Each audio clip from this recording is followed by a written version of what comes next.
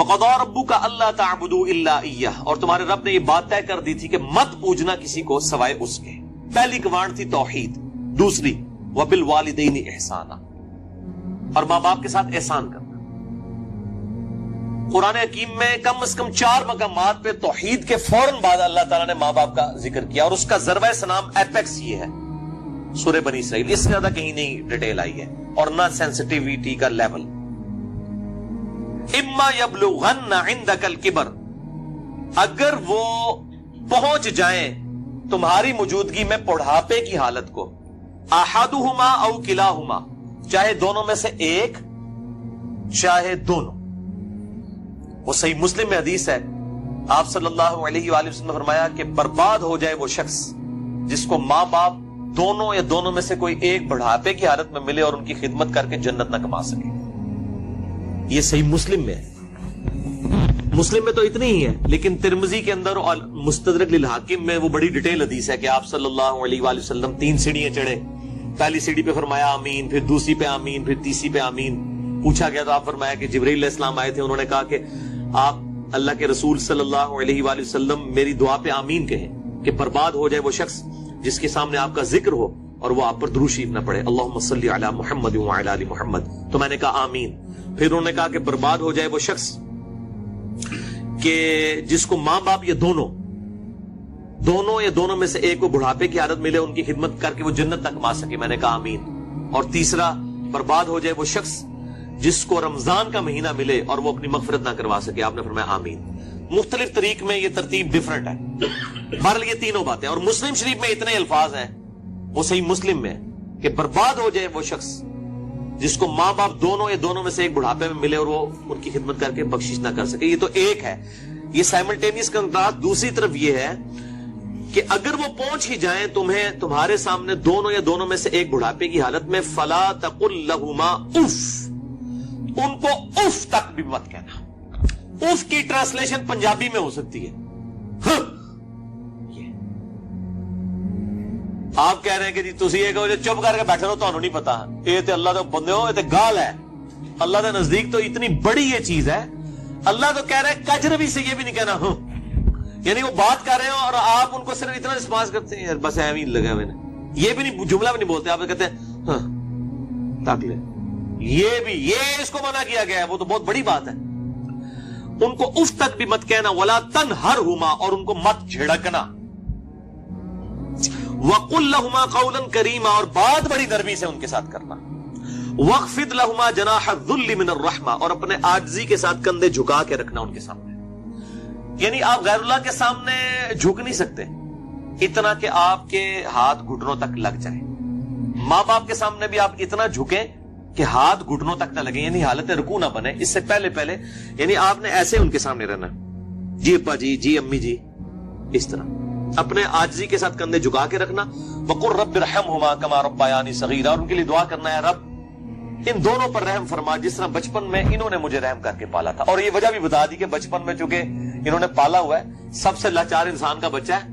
بلی کے بچے کو آپ اس ٹیبل پہ رکھ دیں نیچے نہیں گرے گا، اور انسان کا آپ سال کا بچہ بھی رکھ دینا، وہ اگر کروٹ لیتا ہے تو گر پڑے گا. اس کو نہیں عقل کہ میں نے نیچے گرنا ہے یا نہیں گرنا. اتنا لاچار ہے انسان. اسی لیے انسان کے ماں باپ کو اتنا حق دیا گیا، چاہے وہ مشرک ہی کیوں نہ ہو. دنیاوی معاملے میں ان کے ساتھ معروف طریقے سے چلنا ہے. یہ حضرت لقمان کی جو نصیحت ہے، میرا بھی وہ لیکچر بھی ریکارڈ ہوا ہے، مسئلہ 176 میں نے بتایا. ربکم اعلم بما فی نفوسکم، یہ آپ کی بات کا جواب آ رہا ہے. تمہارا رب خوب جانتا ہے جو تمہارے جی میں ہے. ان تکونوا صالحین، اگر تم نیکوکار ہو، اچھے ہو، یعنی تمہاری عادت نہیں ہے بدتمیزی کرنے کی، کبھی کبھار کوئی تھوڑا سا سکپ آف لینگویج یا سلپ آف ٹنگ ہو جاتی ہے، فَإِنَّهُ كَانَ لِلْأَوَّابِينَ غَفُورًا، تو پھر بے شک اللہ تعالیٰ توبہ کرنے والوں کی توبہ کو قبول کرتا ہے. یعنی عادی مجرم نہ ہو. ان تکونوا صالحین، اگر تم عادی مجرم نہیں ہو، عام حالت میں تمہارا بڑا اچھا ایٹیچیوڈ ہے، کبھی کوئی اسٹیٹ آف مائنڈ ایسی تھی کہ کوئی بات غلط نکل گئی، فوراً توبہ کرو. توبہ اللہ سے بھی کرنی ہے، ان سے بھی معافی مانگنی ہے، اللہ تعالیٰ معاف کر دے گا. لیکن یہ معاملہ بہت سینسٹیو ہے جی. اب دیکھیں کہ ہم دنیاوی معاملات میں بھی، یعنی سوئی گیس کی وجہ سے آپ کو پتا ہے کتنے لوگ ہیں جن کے ساتھ ایشو بنتے ہیں. ہم کتنے وہمیوں کی طرح رات کو چیک کرتے ہیں یار کوئی یعنی کوئی کہیں پہ پائلٹ کھلا نہ رہ جائے یا ہیٹر جلتا ہوا نہ چھوڑ دیں پیچھے سے، وہ اگر لوڈ شیڈنگ ہوئی اور پھر گیس آئی تو آپ پتہ کتنے لوگ ہر سال مرتے ہیں، کتنی احتیاط کی جاتی ہے. چھوٹے بچوں کے سامنے ماچس لائٹر نہیں رکھا جاتا، تو احتیاط کرتے ہیں. تو آپ دیکھیں اس طرح کے اگر آپ احتیاط ماں باپ کے بارے میں کر رہے ہیں تو شاید سالوں میں کبھی ایک دفعہ ہو، لیکن ہر ہفتے ہی جھڑپ ہو جاتی ہے یا جب معاملہ ہوتا ہے تب جھڑپ ہو جاتی ہے، تو اس کا مطلب ہے ان تکونوا صالحین نہیں ہے آپ، لہذا آپ کی توبہ بھی کوئی قبول نہیں ہے، توبہ بھی نہیں ہے جب تک کہ ماں باپ صحیح طریقے سے معاف نہ کرے اور اپنی روش صحیح نہ کر لی جائے.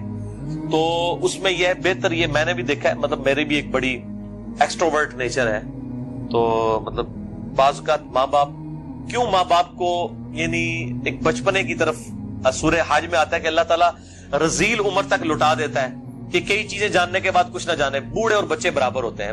میری بھی یعنی الحمدللہ دادی ماں کی عمر 90 سال ہو چکی ہے. میں یعنی آج سے 10 سال پہلے دیکھتا ہوں اور اب ان میں کافی فرق آیا، یعنی بالکل بچوں والی عادتیں، چھوٹی چھوٹی بات کو مائنڈ کرنا.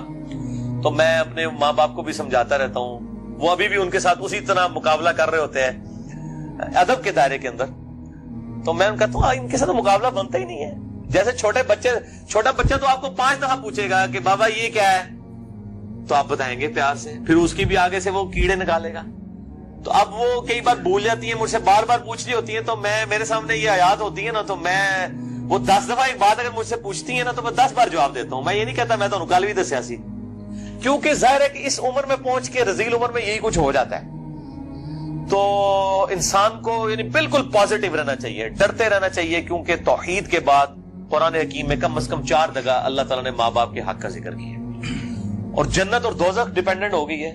ٹھیک ہے جی، اس حوالے سے تو بہت احتیاط کرنی چاہیے. سر اب اگر ایسا ہو چکا ہو اور والدین سے معافی بھی نہ مانگ سکے انسان، اور والدین زندہ ہے نہیں سر، ظاہر ہے معافی اس صورت میں نہیں مانگ سکتا نا اس وقت اس سٹیج پہ. نہیں، بعض لوگ اس لیے بھی نہیں مانگ سکتے کہ وہ ماں باپ کو چھوڑ کے دوسرے ملک چلے گئے ہوتے ہیں. ہاں یہ بھی ممکن.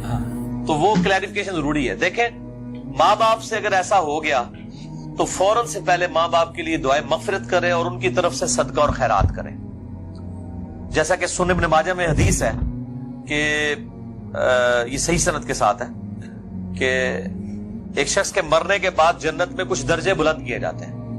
تو پوچھتا ہے اللہ یہ میں نے نیکی نہیں کی تھی، یہ کیوں میرے درجات بلند ہوئے؟ تو اللہ تعالیٰ فرماتا ہے تیری اولاد نے تیرے لیے استغفار کیا تو اس کی وجہ سے ہی تیرے درجات بلند. اولاد تو انویسٹمنٹ ہے. صحیح مسلم میں حدیث ہے کہ مردے کو 3 اعمال کا ثواب ملتا ہے. نمبر 1 صدقہ جاریہ، وہ ملنا بھی چاہیے، اس نے خود کیا. امام بخاری نے بخاری لکھی ہے، ثواب ان کو ملنا چاہیے. میری اب ویڈیوز ریکارڈ ہو رہی ہیں، میرے مرنے کے بعد بھی لوگ دیکھیں گے، اس کا ثواب مجھے ملنا چاہیے، کیونکہ میں نے الحمدللہ اس پہ محنت کر کے اللہ کے لیے اخلاص کے ساتھ ریکارڈنگ کی ہے. تو میرا ہی عمل ہے، مجھے مل رہا ہے، مرنے کے بعد بھی ملے گا. نمبر 2 علم کی بات، جیسے امام بخاری نے اب صحیح بخاری لکھی ہے تو وہ علم لوگوں تک پہنچایا ہے، ان کو مرنے کے بعد بھی ثواب ملے. کسی نے مسجد کے اندر کوئی پنکھا لگوایا ہے، صدقہ جاریہ ہے، مرنے کے بعد ثواب ملے. اور تیسرا کیا گیا؟ نیک اولاد. نیک اولاد جو دعا کرتی ہے، نیک اولاد جو صدقہ کرتی ہے. مسئلہ نمبر 74 میرا بڑے لوگ دیکھ چکے ہیں، لاکھ سے زیادہ اوپر اس کے ویورز ہیں اور اس کے کلپس تو لاکھوں تک ہیں. اس میں نے بتایا ہے کون کون سے موڈ ہیں میت تک نفع پہنچانے کے. صدقہ و خیرات ماں باپ کی طرف سے کریں تو انشاءاللہ قیامت الدین اللہ تعالیٰ آپ کے ماں باپ کو آپ سے راضی کر دے گا. جب ان کو مرنے کے بعد آپ کی دعاؤں سے نفع ملے گا تو بڑے خوش ہوں گے کہ ہمارے بچوں نے ہمیں مرنے کے بعد یاد رکھا.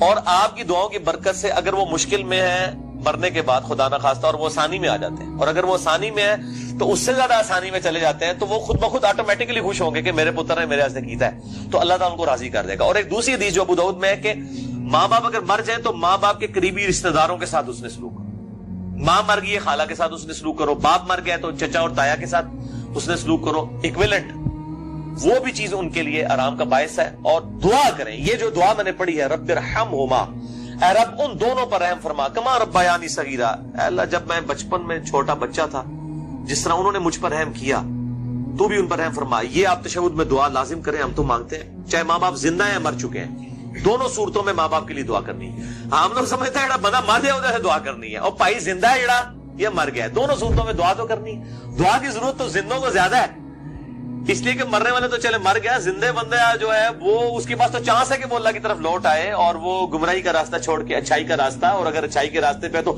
استقامت اختیار کرے تو دعا کرنی چاہیے. اور یہ دعا ضرور کرنی چاہیے، اللہم اہدنا الصراط المستقیم، صراط الذین انعمت علیہم غیر المغضوب علیہم ولا الضالین آمین.